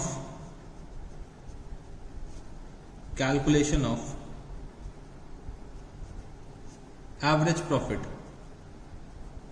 calculation of average profit. तो मेरे को यहां पे एवरेज प्रॉफिट का कैलकुलेशन करना है, ठीक है जी। मेरे को गुडविल बता दिया है कि भाई गुडविल की जो वैल्यू है वो है बच्चे कितनी, गुडविल की वैल्यू मेरे को दे रखी हुई है 24,000 रुपीज। गुडविल की वैल्यू मेरे को 24,000 रुपीज दे रखी है, और गुडविल मेरा क्या होता है, super profit into number of years of purchase is equal to 24,000 rupees. तो सुपर प्रॉफिट मेरा कितना हो जाएगा, तो super profit is equal to, तो number of years of purchase मेरे को दे रखा है 4 ईयर्स, तो 24,000 डिवाइडेड बाय 4 अगर मैं करता हूं तो सुपर प्रॉफिट आ जाएगा मेरा 6,000 रुपीज। सुपर प्रॉफिट मेरे को पता चल गया। अब अच्छा सुपर प्रॉफिट मेरा क्या होता है, average profit minus normal profit. तो average profit minus normal profit मेरे को दे रखा है कितना, 6,000 रुपीज। तो मेरे को एवरेज प्रॉफिट निकालने के लिए बोला हुआ है, बट बच्चे नॉर्मल प्रॉफिट हम लोग कैलकुलेट कर सकते हैं। तो नॉर्मल प्रॉफिट मेरे को अब कैलकुलेट करना है। तो नॉर्मल प्रॉफिट कैलकुलेट करने के लिए मेरे को क्या क्या चीजें चाहिए होंगी, मेरे को एक तो अपना कैपिटल एम्प्लॉयड चाहिए, एवरेज कैपिटल एम्प्लॉयड, और मेरे को नॉर्मल रेट ऑफ रिटर्न दे रखा हुआ है क्वेश्चन में 20%। तो मेरे को अब कैपिटल एम्प्लॉयड का कैलकुलेशन करना है। कैपिटल एम्प्लॉयड का अब मेरे को कैलकुलेशन करना है यहां पे। तो चलो कैपिटल एम्प्लॉयड का हम लोग कैलकुलेशन दोनों अप्रोचों से सीखते हैं, कि जो हम लोगों ने 2 अप्रोच पढ़ रखी थी, तो उन दोनों अप्रोच से हम लोग निकालने की कोशिश करते हैं। दोनों अप्रोच से आंसर तो बच्चे देखो सेम आएगा। हम लोगों को एग्जाम में कोई भी एक अप्रोच से क्वेश्चन सॉल्व करना होगा, हम लोगों को दोनों अप्रोच से क्वेश्चन सॉल्व नहीं करना है। बट बच्चे मैं अभी आपको सिखा रहा हूं, तो मैं आपको दोनों अप्रोच से सॉल्व करके दिखाता हूं क्वेश्चन को। तो सबसे पहले हम लोग लायबिलिटी साइड अप्रोच से करेंगे, फिर हम लोग एसेट साइड अप्रोच से करेंगे, ठीक है जी। तो आप लोगों को एग्जाम में कोई भी एक अप्रोच से सॉल्व करके दिखाना होगा, बट इस क्वेश्चन में दोनों अप्रोच से करने के लिए मेरे को इंफॉर्मेशन दे रखी है, ठीक है जी। तो चलो शुरू करते हैं। तो लायबिलिटी साइड अप्रोच की अगर मैं बात करूं, तो मेरे को कैपिटल बता रखा है कि कैपिटल मेरा है 60,000 रुपीज। कैपिटल मेरे को 60,000 रुपीज दे रखा है, और फर्म के पास रिजर्व है 10,000 रुपीज का। फर्म के पास रिजर्व है 10,000 रुपीज का। फिर बच्चे मेरे को ना ही गुडविल की इंफॉर्मेशन दे रखी है, ना ही मेरे को इन्वेस्टमेंट्स के बारे में कुछ दे रखा है, ना ही मेरे को फिक्सिशियस एसेट्स के बारे में मेरे को कुछ दे रखा है। तो मेरा कैपिटल एम्प्लॉयड कितना हो जाएगा, 70,000 रुपीज। तो ये तो हो गया बच्चे लायबिलिटी साइड अप्रोच से। एसेट साइड अप्रोच में हम लोगों ने सीखा था कि मेरे को टोटल एसेट्स निकालने हैं, उसमें से मेरे को आउटसाइड लायबिलिटीज को लेस करना है। तो टोटल एसेट्स की अगर मैं बात करूं, तो टोटल एसेट्स मेरे को कितना दे रखा हुआ है, 75,000 रुपीज। तो बच्चे इन लोगों ने यहां पे ये लिख रखा है कि भाई an existing firm had assets of rupees 75,000 including cash. तो बच्चे कैश भी तो मेरा एसेट होता है। तो इन लोगों ने ये जो पॉइंट दे रखा है, ये बच्चे कंफ्यूज करने के लिए दे रखा है, इसका कुछ भी ट्रीटमेंट नहीं करना है। तो मेरे को टोटल एसेट्स लेना है, टोटल एसेट में से मेरे को आउटसाइड लायबिलिटीज लेस करनी है। तो आउटसाइड लायबिलिटीज मेरे को क्रेडिटर्स दे रखी हुई है, तो मैंने यहाँ पे लेस क्या करा, क्रेडिटर्स। क्रेडिटर्स का अमाउंट कितना दे रखा है, 5,000 रुपीज, वो मेरे को यहाँ पे लेस करना पड़ेगा। तो मेरा कैपिटल एम्प्लॉयड कितना आ जाएगा, 70,000 रुपीज। क्योंकि मेरे को गुडविल भी नहीं दे रखा है, ना ही मेरे को फिक्सिशियस एसेट के बारे में दे रखा है, ना ही मेरे को नॉन ट्रेड इन्वेस्टमेंट्स के बारे में दे रखा है, या फिर इन्वेस्टमेंट्स के बारे में दे रखा है। तो मेरा कैपिटल एम्प्लॉयड कितना आ जाएगा, 70,000 रुपीज। तो बच्चे दोनों ही अप्रोच से कैपिटल एम्प्लॉयड मेरा क्या आया, सेम आया है। तो मैंने यहाँ पे क्या लिखा, 70,000 और यहाँ पे लिख दिया मैंने एवरेज प्रॉफिट। तो एवरेज प्रॉफिट कितना आ जाएगा, average profit is equal to 6,000 और 70,000 का अगर मैं 20% निकालता हूँ तो कितना आ जाएगा 14,000 रुपीज़। तो 14,000 मैंने राइट हैंड साइड ट्रांसफर करा तो 6,000 प्लस 14,000 कितना हो जाएगा 20,000 रुपीज़ का मेरा एवरेज प्रॉफिट यहाँ पे आ जाएगा। तो बच्चे हम लोगों ने क्वेश्चन नंबर 33 भी यहाँ पे सॉल्व कर लिया। क्वेश्चन नंबर 33 भी हम लोगों ने यहाँ पे सॉल्व कर लिया। तो हम लोगों ने यहाँ पे एवरेज प्रॉफिट कितना निकाला 20,000 रुपीज़। ठीक है जी। तो चलो अब हम लोग चलते हैं अपने नेक्स्ट क्वेश्चन पे। अब बच्चे हम लोग आ जाते हैं क्वेश्चन नंबर 35 पे। तो क्या दे रखा हुआ है, the average profit earn by a firm is ₹7,50,000 which includes over valuation of stock of ₹30,000 on an average basis. The capital invested in the business is ₹4,20,000 and the normal rate of return, तो ये क्या लिख रखा है, normal rate of return होगा ये, is 15%. Calculate goodwill of the firm on the basis of 3 times the super profit. तो बच्चे मेरे को ये क्या दे रखा हुआ है, number of years of purchase दे रखा है और मेरे को गुडविल कैलकुलेट करनी है on the basis of super profit method. ठीक है जी।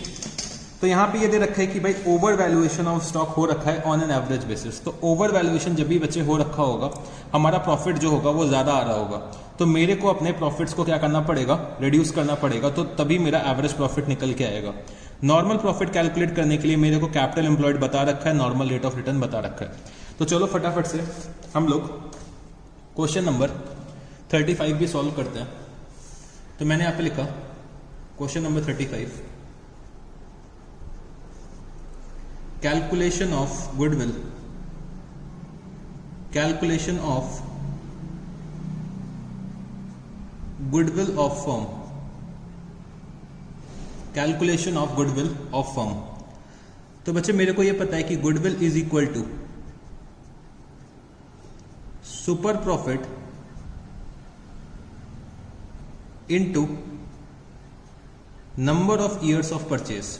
तो सुपर प्रॉफिट कैलकुलेट करने के लिए मेरे को क्या करना पड़ेगा, एवरेज प्रॉफिट,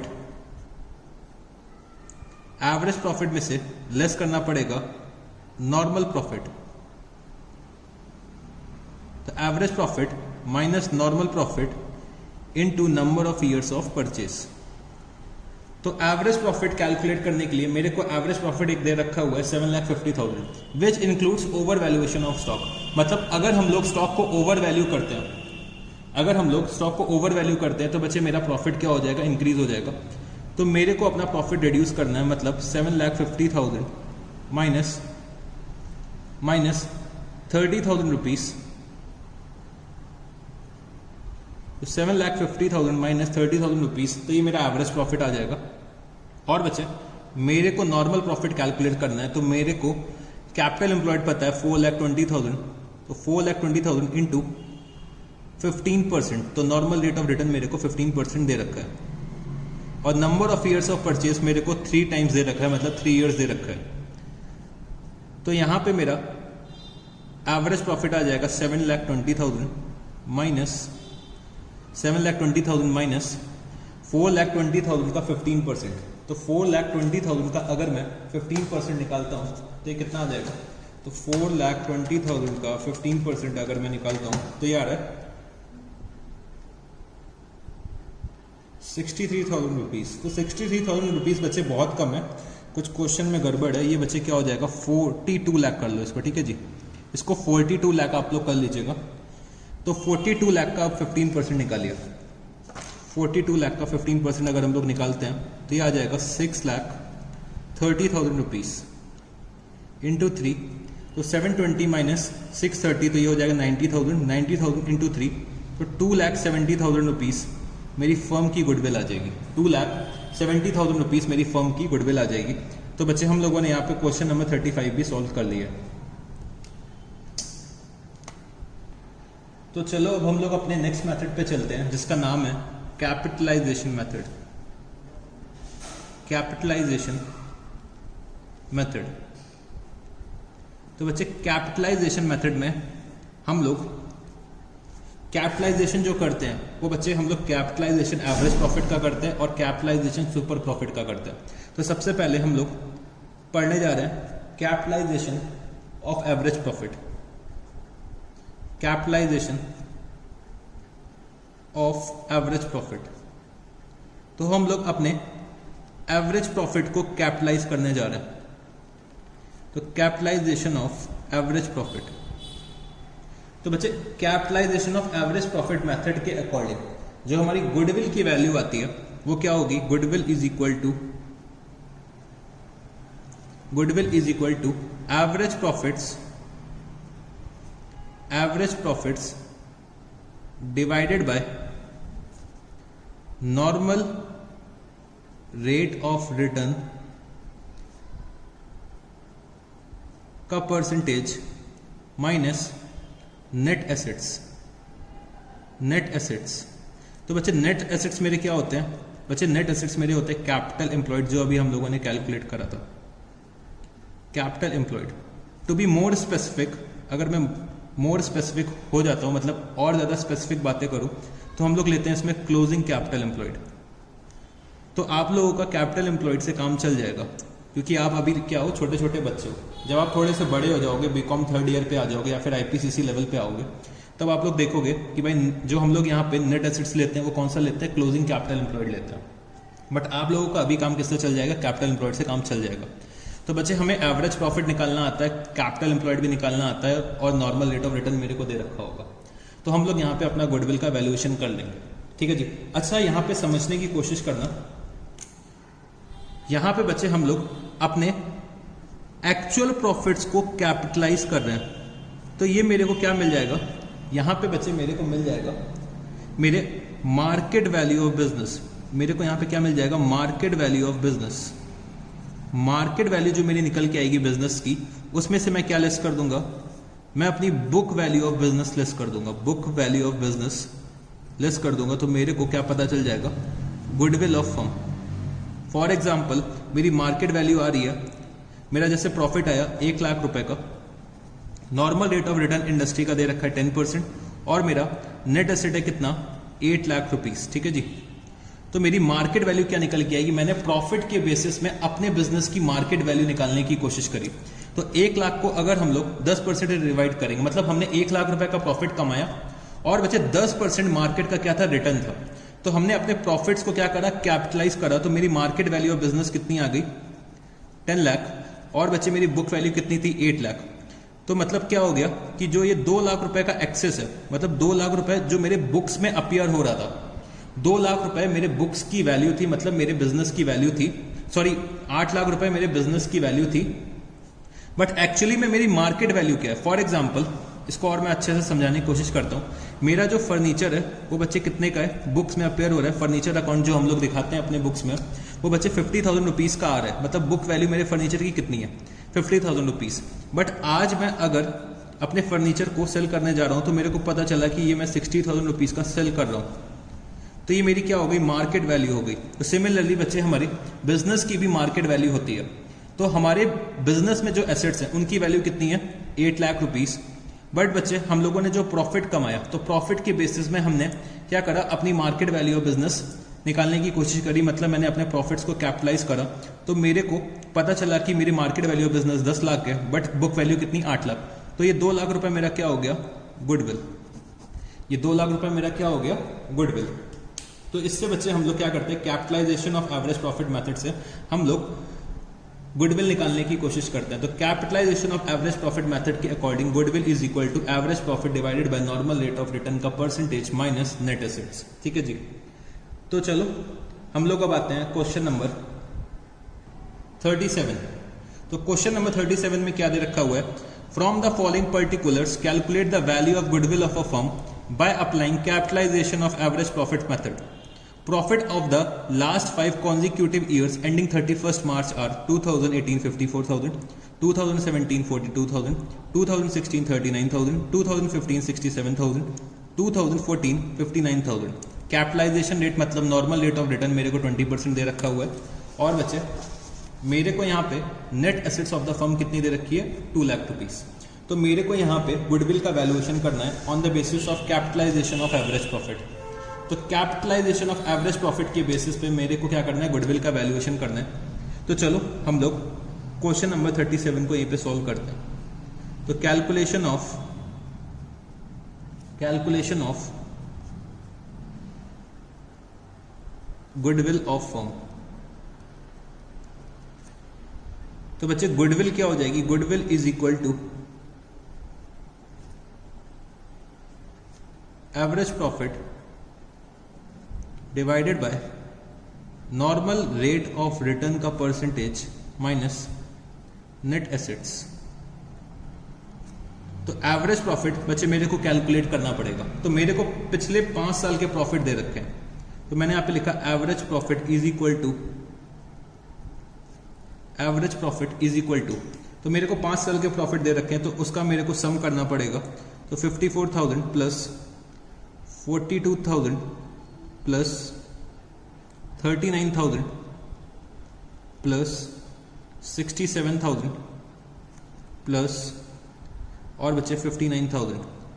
तो इसको मैं 5 से डिवाइड कर दूंगा, मेरे को मेरा एवरेज प्रॉफिट पता चल जाएगा। तो 54,000 plus 42,000 plus 39,000 plus 67,000 plus 59,000 divided by 5, तो ये आ रहा है मेरा 2,61,000 डिवाइडेड बाय 5। तो 2,61,000 को अगर मैं 5 से डिवाइड करता हूं तो ये आ रहा है 52,200 रुपीज। तो एवरेज प्रॉफिट मेरा आ गया 52,200 और नॉर्मल रेट ऑफ रिटर्न मेरे को दे रखा है 20%। नेट एसेट्स मेरे को दे रखे हैं 2 लाख रुपीज के। तो अगर मैं इसको सॉल्व करता हूं तो 52,200 डिवाइडेड बाय 20%, तो ये मेरा आ जाएगा 2,61,000 रुपीज माइनस 2 लाख। तो मेरी गुडविल क्या आ जाएगी, 61,000 रुपीज। गुडविल मेरी कितनी आ जाएगी, 61,000 रुपीज। तो बच्चे हम लोगों ने ये क्वेश्चन नंबर 37 भी यहां पे सॉल्व कर लिया। अब हम लोग आते हैं capitalisation of super profit method में। तो ये बच्चे हमारा लास्ट मेथड है। तो capitalisation of super profit method. तो अब की बार हम लोग अपने सुपर प्रॉफिट्स को कैपिटलाइज करने जा रहे हैं। तो मैंने यहां पे क्या लिखा, goodwill is equal to super profit divided by normal rate of return का परसेंटेज। तो यहां पे गुडविल क्या हो जाएगी, super profit divided by normal rate of return का परसेंटेज। तो बच्चे सुपर प्रॉफिट को हम लोग अब यहां पे कैपिटलाइज करेंगे। अच्छा बच्चे, अगर मैं इस फॉर्मूले को एक्सपैंड करता हूं तो मैं आपको एक चीज दिखाना चाहता हूं। तो चलो इस फॉर्मूले को हम लोग एक्सपैंड करते हैं, ठीक है जी। सुपर प्रॉफिट मेरा क्या होता है, average profit minus normal profit, ठीक है जी। सुपर प्रॉफिट मेरा क्या होता था, average profit minus normal profit. तो चलो हम लोग यहाँ पे एक एक्सपेरिमेंट करने जा रहे हैं। तो इस एक्सपेरिमेंट को बस मैं आपको समझाना चाहता हूँ, बाकी आपके एग्जाम के पॉइंट ऑफ व्यू से इंपॉर्टेंट नहीं है। एवरेज प्रॉफिट को मैं डिवाइड किससे करूंगा, एनआरआर का परसेंटेज। और बच्चे इसमें मैं लेस क्या कर दूंगा, normal profit divided bye NRR का परसेंटेज। तो average profit divided bye NRR का परसेंटेज। और बच्चे हम लोगों ने नॉर्मल प्रॉफिट पढ़ रखा है। नॉर्मल प्रॉफिट मेरा क्या होता है, नॉर्मल प्रॉफिट मेरा होता है कैपिटल एम्प्लॉयड इनटू एनआरआर का परसेंटेज डिवाइडेड बाय एनआरआर का परसेंटेज। तो एनआरआर और एनआरआर कैंसिल हो गया, तो ये मेरा क्या बचा, average profit divided bye NRR minus capital employed. तो बच्चे यही तो हम लोगों ने फॉर्मूला पढ़ रखा था, यही फॉर्मूला हम लोगों ने अभी पढ़ा था कैपिटलाइजेशन ऑफ एवरेज प्रॉफिट का। वहां पे कैपिटल एम्प्लॉयड की जगह मैंने क्या लिखा था, नेट एसेट्स। तो कैपिटल एम्प्लॉयड भी बच्चे क्या होता है, नेट एसेट्स ही होता है। तो ये मेरा क्या फॉर्मूला बन गया, कैपिटलाइजेशन ऑफ एवरेज प्रॉफिट का ये फॉर्मूला बन गया। तो बच्चे ये दोनों फॉर्मूले एक दूसरे पे क्या है, डिपेंडेंट है, ठीक है जी। तो ये बस मैंने आपको थोड़ा सा प्रूफिंग दिखाई कि भाई जैसे हम लोग मैथ्स में प्रूफ नहीं करते थे LHS इक्वल्स टू RHS, तो बस मैंने यहाँ पे क्या करा, अपने सुपर प्रॉफिट को एक्सपैंड करा है और सुपर प्रॉफिट से मतलब कैपिटलाइजेशन ऑफ सुपर प्रॉफिट से मैं आपको ले गया हूँ कहाँ पे, कैपिटलाइजेशन ऑफ एवरेज प्रॉफिट पे। तो ये बच्चे बस मैंने आपको एक एक्सपेरिमेंट के पॉइंट ऑफ व्यू से दिखाया है, ये आपके एग्जाम के पॉइंट ऑफ व्यू से बिल्कुल भी रेलेवेंट नहीं है। बस आप लोगों को इतने फॉर्मूले से याद रखने की average profit divided bye NRR minus capital employed, और यहाँ पे हम लोग अपने सुपर प्रॉफिट्स को कैपिटलाइज करने जा रहे हैं, ठीक है जी। तो चलो अब हम लोग आते हैं क्वेश्चन नंबर 38। तो 38 में क्या दे रखा हुआ है, a business has earned average profit of ₹4 lakh during the last few years and the normal rate of return in similar business is 10%. Find out the goodwill by capitalization of super profit method and super profit method if goodwill is valued at 3 years purchase of super profit. Assets of the business were ₹40 lakh and its external liabilities ₹7,20,000. तो मेरे को यहाँ पे goodwill का valuation करना है by super profit method and capitalisation of super profit method. तो चलो इस क्वेश्चन को भी हम लोग सॉल्व करते हैं। तो मैंने यहाँ पे लिखा क्वेश्चन नंबर 38, तो मैंने यहाँ पे लिखा कैलकुलेशन ऑफ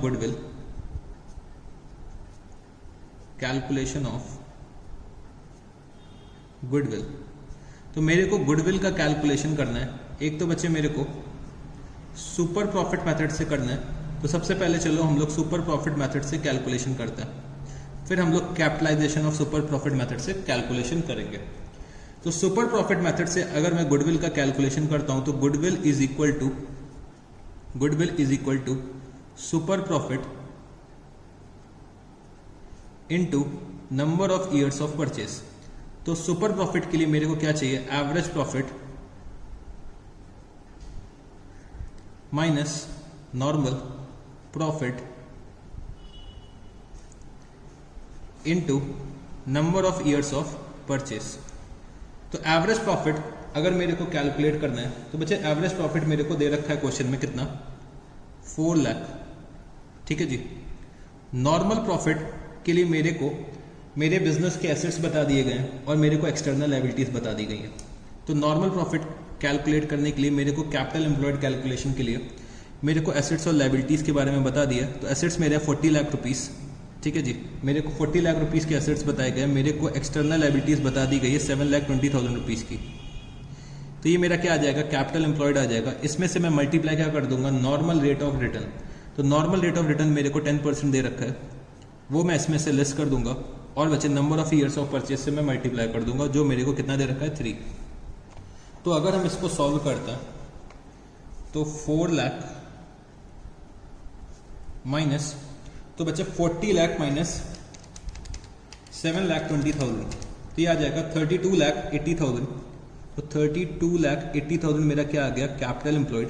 और बच्चे इसका 10% अगर हम लोग निकाल देते हैं तो मेरे को क्या पता चल जाएगा, मेरे को मेरा नॉर्मल प्रॉफिट पता चल जाएगा। तो 4 लाख माइनस 3,28,000 इंटू 3, तो 4 लाख माइनस 3,28,000, तो ये आ जाएगा 72,000 इंटू 3 कितना हो जाएगा, 2,16,000 रुपीज़ मेरे गुडविल की वैल्यू आ जाएगी as per the super profit method. अब मेरे को capitalisation of super profit method use करना है। तो कैपिटलाइजेशन ऑफ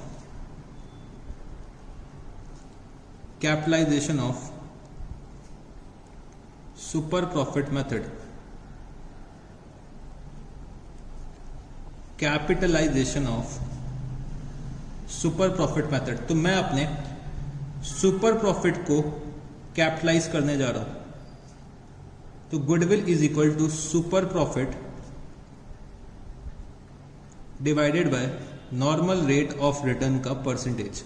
सुपर प्रॉफिट मैंने यहां पे कितना कैलकुलेट करा था, तो 4 लाख माइनस 3,28,000, तो मेरा सुपर प्रॉफिट आ रहा था 72,000 रुपीज और मेरा नॉर्मल रेट ऑफ रिटर्न कितना है, 10%। नॉर्मल रेट ऑफ रिटर्न कितना है, 10%, तो मेरा गुडविल का वैल्यूएशन कितना आ जाएगा 7,20,000 रुपीज़। मेरी गुडविल की वैल्यू कितनी आ जाएगी 7,20,000 रुपीज़। तो बच्चे हम लोगों ने यहाँ पे क्वेश्चन नंबर 38 भी सॉल्व कर लिया। तो चलो अब हम लोग अपने चलते हैं नेक्स्ट क्वेश्चन पे। तो बच्चे क्वेश्चन नंबर 43 क्या दे रखा हुआ है, from the following information calculate value of goodwill of the firm at 3 years purchase of average profit, at 3 years purchase of super profit, on the basis of capitalization of super profit, on the basis of capitalization of average profit। Information मेरे को क्या दे रखी हुई है, average capital employed is ₹6 lakh, net profit और loss of the firm for the last 3 years ended are 31st March 2018 2 lakh rupees, 31st March 2017 1,80,000 rupees, 31st March 2016। तो यहाँ पे सब ईयर्स गलत दे रखे हैं, 16 हो जाएगा ये 2017 और बच्चे 2018, ठीक है जी। तो 1,60,000 रुपीज 2016 का प्रॉफिट दे रखा हुआ है। Normal rate of return in similar business is 10%। Remuneration of ₹1 lakh to partners is to be taken as charge against profit. Assets of the firm excluding goodwill, fictitious assets and non-trade investment is ₹7 lakh, whereas partners capital is ₹6 lakh and बच्चे outside liabilities is ₹1 lakh। तो मेरे को यहाँ पे goodwill की valuation करनी है, मतलब गुडविल को कैलकुलेट करना है। और बच्चे मेरे को यहाँ पे एवरेज प्रॉफिट मेथड से भी कैलकुलेट करना है, सुपर प्रॉफिट मेथड से भी कैलकुलेट करना है, कैपिटलाइज करना है सुपर प्रॉफिट को और कैपिटलाइज करना है एवरेज प्रॉफिट को। तो चलो इस क्वेश्चन को सॉल्व करते हैं। तो क्वेश्चन नंबर 43, तो सबसे पहले हम लोग कैलकुलेशन जो करने जा रहे हैं वो बच्चे हम लोग एवरेज प्रॉफिट मेथड से कैलकुलेशन करने जा रहे हैं। एवरेज प्रॉफिट मेथड, तो एवरेज प्रॉफिट मेथड के according goodwill is equal to average profit into number of years of purchase. Average profit बच्चे मेरे को कैलकुलेट करना पड़ेगा। तो मेरे को यहाँ पे 3 साल के प्रॉफिट्स दे रखे हैं, मेरे को 3 साल के प्रॉफिट्स दे रखे हैं, तो मेरे को 3 साल के प्रॉफिट्स का एवरेज निकालना पड़ेगा। और बच्चे मेरे को एक फ्यूचर का एक्सपेंस दे रखा है, मतलब एक मेरे को एक्सपेंस दे रखा है, remuneration of ₹1 lakh to partners is to be taken as charge against profit. तो मेरे को 1 लाख रुपए जो पार्टनर्स का रेम्यूनरेशन है वो भी लेस करना पड़ेगा for the purpose of calculation of average profit. तो चलो हम लोग यहाँ पे एवरेज प्रॉफिट का कैलकुलेशन करते हैं। तो एवरेज प्रॉफिट के कैलकुलेशन के लिए बच्चे मैंने यहाँ पे लिखा 2 लाख रुपीस, 1,80,000 रुपीस और बच्चे कितना 1,60,000 rupees divided by 3 minus 1 lakh. Minus 1 lakh क्या हो जाएगा, remuneration of partners into number of years of purchase कितना हो जाएगा 3। तो अगर मैं इसको सॉल्व करता हूँ तो 1,60,000, 1,80,000 और 2 लाख। तो इसका अगर मैं एवरेज निकालता हूं तो ये कितना आएगा 180 माइनस 1 लाख डिवाइडेड इंटू 3। तो 80,000 इंटू 3 करूंगा तो मेरी गुडविल की वैल्यू कितनी आ जाएगी 2,40,000 रुपीज। तो ये हम लोगों ने एवरेज प्रॉफिट मेथड से कैलकुलेशन कर लिया। अब हम लोग चलते हैं सुपर प्रॉफिट मेथड से। सुपर प्रॉफिट मेथड, तो सुपर प्रॉफिट मेथड के according goodwill is equal to super profit into number of years of purchase. Super profit into number of years of purchase. Super profit मेरे को calculate करना पड़ेगा, number of years of purchase मेरे को दे रखा है कितना 3। तो चलो सुपर प्रॉफिट का कैलकुलेशन करते हैं। तो सुपर प्रॉफिट के लिए बच्चे मेरे को एवरेज प्रॉफिट चाहिए और नॉर्मल प्रॉफिट चाहिए। तो super profit is equal to average profit minus normal profit. Average profit बच्चे अभी मैंने कैलकुलेट करा था कितना 80,000 रुपीज और नॉर्मल प्रॉफिट का मेरे को अभी कैलकुलेशन करना है। तो नॉर्मल प्रॉफिट के लिए मेरे को एक तो कैपिटल एम्प्लॉयड चाहिए और नॉर्मल रेट ऑफ रिटर्न चाहिए। तो नॉर्मल रेट ऑफ रिटर्न मेरे को दे रखा हुआ है 10%। कैपिटल एम्प्लॉयड निकालने के लिए बच्चे मेरे को अपने टोटल एसेट में से लेस क्या करना पड़ेगा, आउटसाइड लायबिलिटीज। तो टोटल एसेट्स मेरे को दे रखा हुआ है excluding goodwill, fictitious assets and non trade investment, ये मेरे को दे रखा है 7 लाख और मेरे को आउटसाइड लायबिलिटीज बता दी गई हैं 1 लाख रुपीज की। तो मेरा कैपिटल एम्प्लॉयड कितना आ गया मेरा कैपिटल एम्प्लॉयड आ जाएगा 6 लाख। तो 6 लाख का अगर मैं 10% निकालता हूँ, तो 6 लाख का अगर मैं 10% निकालता हूँ तो ये कितना हो जाएगा 60,000। ठीक है जी, कितना हो जाएगा 60,000। तो मेरा सुपर प्रॉफिट कितना आ गया 20,000 रुपीज़। तो मेरे को मेरा सुपर प्रॉफिट पता चल गया, तो अब मैं सुपर प्रॉफिट यहाँ पे लिख दूंगा। तो मेरी गुडविल की वैल्यू कितनी आ जाएगी 60,000 रुपीज़। तो ये मेरा हो गया सुपर प्रॉफिट मेथड। नेक्स्ट बच्चे मेरे को capitalisation of average profit method से करना है। तो यहाँ पे मैंने लिखा capitalization of average profit, capitalisation of average profit method, capitalisation of average profit method. तो goodwill is equal to average profit divided by normal rate of return minus net assets. Average profit मेरा आ रहा है 80,000 rupees, normal rate of return कितना है 10%, net assets अभी अभी मैंने कैलकुलेट करा है कितना 7 लाख माइनस 1 लाख 6 लाख रुपीज। तो ये कितना हो जाएगा 8 लाख माइनस 6 लाख, 8 लाख माइनस 6 लाख। तो गुडविल की वैल्यू कितनी आ गई 2 लाख। फिर बच्चे मेरे को सॉल्व करना है capitalization of super profit method से। तो capitalisation of super profit method, capitalisation of super profit method. तो goodwill is equal to super profit divided by normal rate of return का परसेंटेज। तो सुपर प्रॉफिट अभी अभी मैंने कैलकुलेट करा था कितना 20,000 रुपीज। तो 20,000 divided by normal rate of return का परसेंटेज मतलब 10%। तो गुडविल की वैल्यू कितनी आ गई 2 लाख रुपीज। तो बच्चे हम लोगों ने एक चीज सीखी थी कि भाई सुपर प्रॉफिट मेथड से हम लोगों ने डिराइव करा था फॉर्मूला। हम लोगों ने capitalisation of average profit method का फॉर्मूला हम लोगों ने सुपर प्रॉफिट मेथड से डिराइव करा था। तो भाई दोनों का आंसर भी तो फिर सेम आएगा। तो देखो दोनों का 2 लाख रुपए ही आ रहा है। ठीक है जी, तो क्वेश्चन नंबर 43 हम लोगों ने यहाँ पे सॉल्व कर लिया। तो बच्चे चलो अब हम लोग आते हैं क्वेश्चन नंबर 44 पे। तो क्या दे रखा हुआ है, the following are particulars available in respect of the business carried on by Rathore. तो capital invested is ₹1,50,000, trading results 2013, 14, 15 and 16। तो profit 40,000, profit 36,000, loss 6,000, profit 50,000 rupees. Market rate of interest on investment 10%, rate of risk return on capital invested in business 2%, remuneration from the alternative employment of the proprietor if not engaged in business ₹6,000 per annum. You are required to calculate the value of goodwill on the basis of 5-year purchase of super profit of the business calculated on the average profit of the last 4 years. तो मेरे को यहाँ पे goodwill का calculation करना है on the basis of super profit method. तो मेरे को सुपर प्रॉफिट मेथड के बेसिस पे गुडविल का वैल्यूएशन करना है। मेरे को पिछले 4 साल के प्रॉफिट दे रखे हुए हैं, मेरे को कैपिटल इन्वेस्टेड पता है, तो मेरे को एवरेज प्रॉफिट भी पता चल जाएगा, मेरे को कैपिटल एम्प्लॉयड भी पता है, मेरे को नॉर्मल रेट ऑफ रिटर्न भी पता है कि भाई 10% प्लस 2% कितना हो जाएगा 12%। तो नॉर्मल रेट ऑफ रिटर्न भी दे रखा हुआ है। तो चलो इस क्वेश्चन को सॉल्व करते हैं। तो क्वेश्चन नंबर 44, क्वेश्चन नंबर 44। तो कैलकुलेशन ऑफ गुडविल,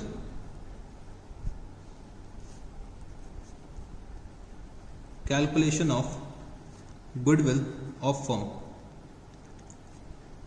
तो मेरे को सबसे पहले गुडविल कैलकुलेशन के लिए क्या करना पड़ेगा, सुपर प्रॉफिट निकालना पड़ेगा।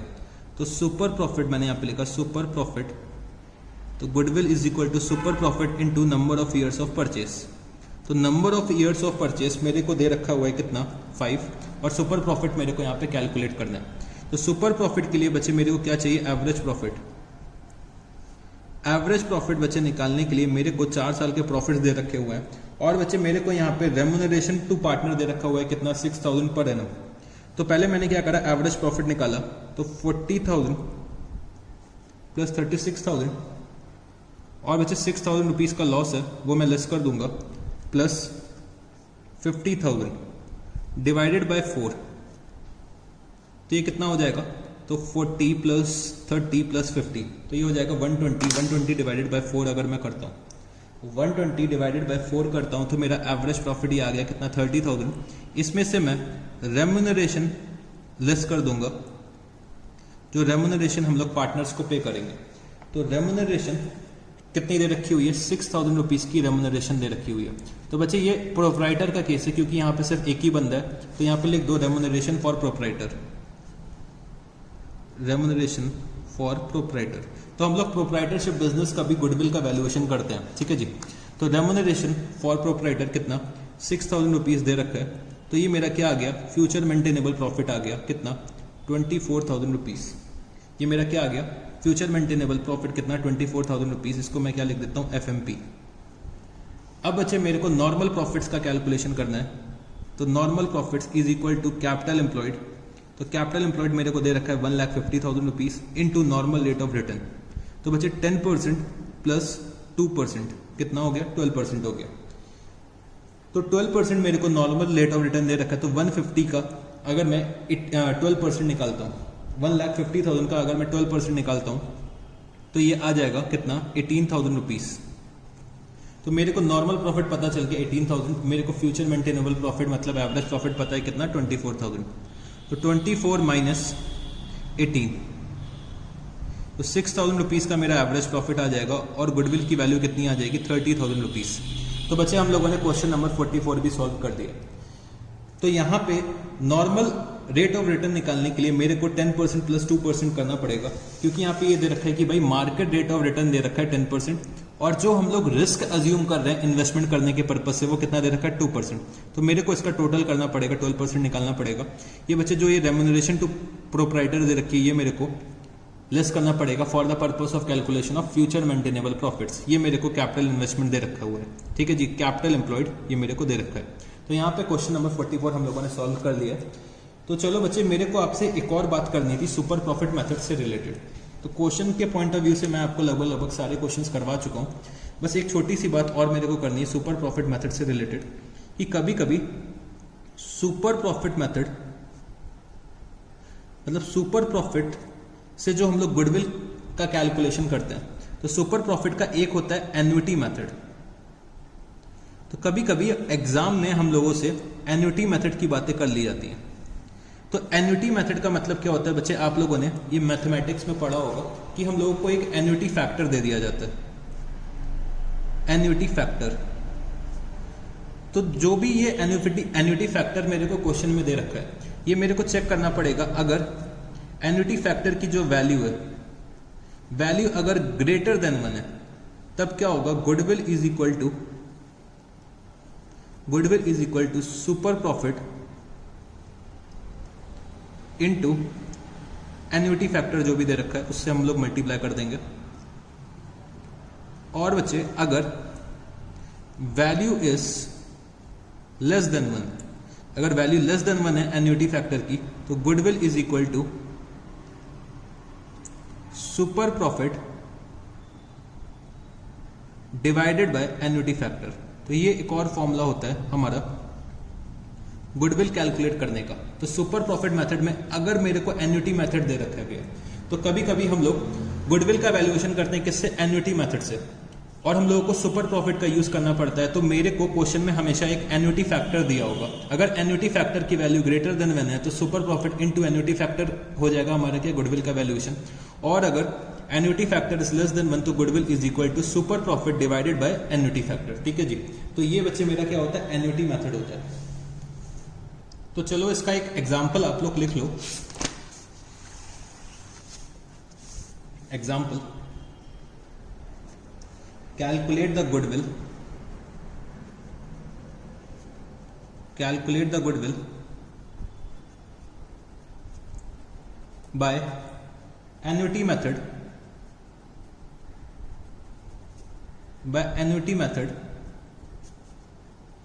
of super profit from the following facts.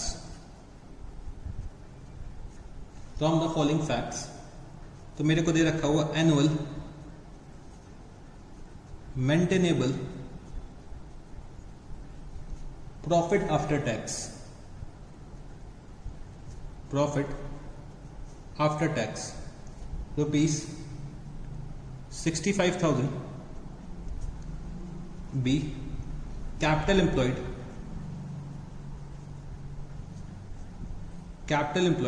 is ₹6,40,000.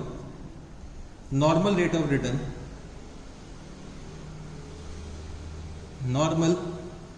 of return is 12% per annum. और बच्चे प्रेजेंट वैल्यू ऑफ एन्युटी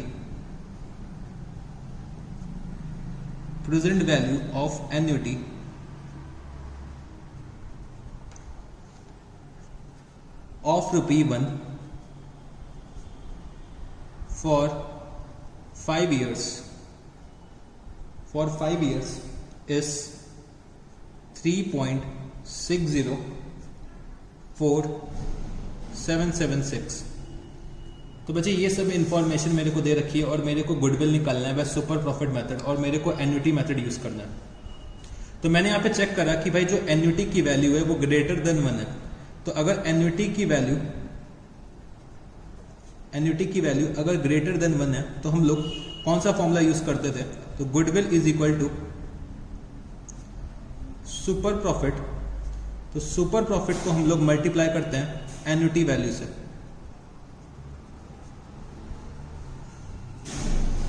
तो goodwill is equal to super profit into annuity value. तो एन्युटी वैल्यू मेरे को दे रखी है 3.604776 और सुपर प्रॉफिट का मेरे को कैलकुलेशन करना है. मेरे को यहाँ पे future maintainable profit after tax दे रखा हुआ है.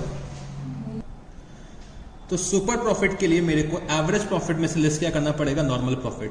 एवरेज प्रॉफिट मेरे को कितना दे रखा हुआ है? 65,000. और नॉर्मल प्रॉफिट मैं कैलकुलेट कर लूंगा. तो नॉर्मल प्रॉफिट के लिए मेरे को क्या करना पड़ेगा? 65,000 माइनस कैपिटल एम्प्लॉयड को मल्टीप्लाई करना पड़ेगा नॉर्मल रेट ऑफ रिटर्न से. तो यहां पे मैंने क्या लिखा? Super profit. तो सुपर प्रॉफिट को हम लोग कैलकुलेट कैसे कर रहे हैं? Average profit minus normal profit into 3.604776. तो 6,40,000 का अगर मैं 12% निकालता हूं, 6,40,000 का अगर मैं 12% निकालता हूं तो ये बच्चे ज्यादा आ रहा है. हम लोगों ने कुछ गड़बड़ कर दिया, इसको थोड़ा सा सही कर लेना. ये 4 लाख रुपीज कैपिटल एम्प्लॉयड है. ठीक है जी, 4 लाख रुपीज कैपिटल एम्प्लॉयड कर लेना. तो 4 लाख का 12% अगर निकालते हैं तो कितना आएगा? 48,000 रुपीज. तो 65 माइनस 48 ये हो जाएगा 17,000 इंटू 3.604776. तो 17,000 इंटू 3.604776. तो मेरे गुडविल की वैल्यू कितनी आ जाएगी? 61,281. 61,281 रुपीज की मेरी गुडविल की वैल्यू आ जाएगी. तो ये बच्चे मेरा क्या होता है? एन्युटी मेथड होता है. तो कभी कभी आपसे एन्युटी मेथड भी पूछ लेते हैं. तो जनरली क्लास 12th के लेवल पे एन्युटी मेथड नहीं आता है, ये बच्चे सीए फाउंडेशन के लेवल पे आता है. तो हम लोगों ने यहाँ पे एन्युटी मेथड का भी डिस्कशन कर लिया. अच्छा बच्चे, जब हम लोगों ने सुपर प्रॉफिट पढ़ा था, ठीक है जी, सुपर प्रॉफिट जब हम लोगों ने पढ़ा था तो यहाँ पे एक बात और नोट कर लो कि अगर हमारा सुपर प्रॉफिट नेगेटिव आ जाता है, अगर बच्चे सुपर प्रॉफिट इज नेगेटिव, मतलब मेरा नॉर्मल प्रॉफिट मेरे एवरेज प्रॉफिट से ज्यादा है, तो सुपर प्रॉफिट क्या हो जाएगा? Negative. If super profit is negative then there is no goodwill of the firm. तो ये एक बात आप लोग नोट कर लेना. मतलब मैं एक्चुअली कम कमा रहा हूं इंडस्ट्री से, तो ये मेरे लिए क्या है? खराब बात है. ये मेरे लिए क्या है? एक बुरी बात है. ये मेरी फर्म के लिए, मेरी कंपनी के लिए अच्छी बात नहीं है. तो मेरी फर्म की मतलब क्या है? कि गुडविल नहीं है मार्केट में. Then there is no goodwill of the firm. ठीक है जी. तो ये मेरा हो गया सुपर प्रॉफिट मेथड. तो सुपर प्रॉफिट मेथड में मेरे को आपको ये बात और लिखवानी थी जो मेरी रह गई थी, तो ये भी मैंने आपको लिखवा दिया. तो बच्चे हम लोगों के यहाँ पे वैल्यूएशन ऑफ गुडविल के जितने भी मेथड्स थे वो कंप्लीट हो गए. तो यहाँ पे मेरा वैल्यूएशन ऑफ गुडविल का टॉपिक कंप्लीट हो जाता है. तो चलो बच्चे, आप लोग क्या करो, होमवर्क ले लो. होमवर्क आप लोग नोट कर लो कि अभी आप लोगों को इसके कौन कौन से क्वेश्चंस करने हैं. तो होमवर्क में आप लोग लिखो क्वेश्चन नंबर, होमवर्क में आपको जो क्वेश्चंस करने हैं वो बच्चे question number 27, question number 29, question number 30, question number 32, question number 34, question number 36, question number 39, फिर बच्चे क्वेश्चन नंबर 40, 41, 42। इतने क्वेश्चंस आपको होमवर्क में करने, ठीक है जी। कोई भी क्वेश्चन में किसी भी तरीके की दिक्कत है तो आप मेरे से पूछ सकते हैं। तो हम लोगों ने यहाँ पे वैल्यूएशन ऑफ गुडविल का जो टॉपिक था वो बच्चे हम लोगों ने कंप्लीट कर लिया है। तो गुडविल के वैल्यूएशन के लिए हम लोगों ने एवरेज प्रॉफिट मेथड पढ़ा, सुपर प्रॉफिट मेथड पढ़ा, capitalisation of average profit, capitalisation of super profit, और बच्चे हम लोगों ने एक मेथड पढ़ा एन्युटी मेथड। तो एन्युटी मेथड भी हम लोगों ने पढ़ा। तो बेसिकली हम लोगों ने 5 मेथड्स पढ़े हैं गुडविल के वैल्यूएशन के लिए। तो इनमें से हो सकता है कोई भी एक मेथड आपसे पूछ सकता है आपके एग्जाम में, तो आप लोगों को ये सारे मेथड्स बहुत अच्छे से करने हैं, ठीक है जी। तो चलो अभी आप लोग ब्रेक ले लो थोड़ी देर का, 10-15 मिनट का, फिर आप लोग इसका लेक्चर का सेकंड पार्ट देखना शुरू करना है, ठीक है जी। इस लेक्चर के सेकंड पार्ट में हम लोग गुडविल का अकाउंटिंग ट्रीटमेंट शुरू करेंगे, और बच्चे साथ ही साथ हम लोग इसका कैपिटल, हम लोग कैसे, जैसे कि एक नया पार्टनर कैपिटल लेकर आता है बिजनेस में, उसका ट्रीटमेंट हमें कैसे करना होगा, तो वो भी हमें सीखना है। तो हम लोग लेक्चर के अब सेकंड पार्ट में मिलते हैं। तो अभी आप लोग क्या करो, एक ब्रेक ले लो, फिर हम लोग सेकंड पार्ट में मिलते हैं, ठीक है जी। तो चलो गाइस।